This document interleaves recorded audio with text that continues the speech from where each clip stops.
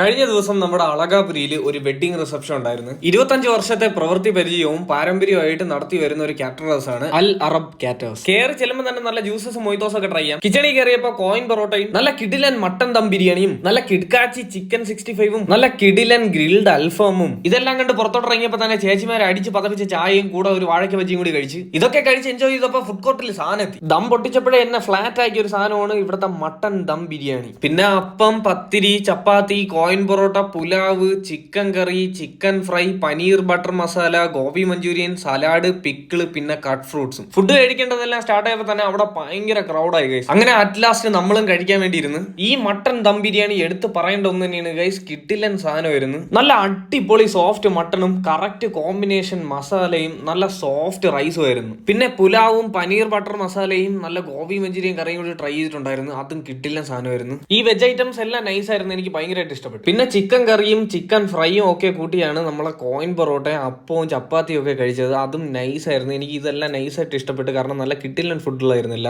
ഇതെല്ലാം കഴിഞ്ഞ് ഡെസേർട്സും കൂടി ഒന്ന് ട്രൈ ചെയ്ത് കാരമൽ പുഡിങ്ങും പിന്നെ അവർ കട്ട് ചെയ്ത കേക്കും ബ്രൗണിയും ഐസ്ക്രീമും ഒക്കെ ഉണ്ടായിരുന്നു. അതും നൈസ് ആയിരുന്നു. അപ്പോൾ ഇതെല്ലാം സെറ്റ് ചെയ്ത നമ്മുടെ അൽ അറബ് കാറ്ററേഴ്സിന്റെ നമ്പറും ഡീറ്റെയിൽസും എല്ലാം ഞാൻ ഡിസ്ക്രിപ്ഷനിൽ കൊടുത്തിരിക്കാം. എല്ലാതരം ഇവന്റ്സും വെഡിങ്സും ഒക്കെ ചെയ്യുന്ന കാറ്ററേഴ്സ് ആണ് നമ്മുടെ അൽ അറബ് കാറ്ററേഴ്സ്. അപ്പോൾ എന്തുണ്ടെങ്കിലും കോൺടാക്ട് ചെയ്തോ. Stay follow San foodies TVM.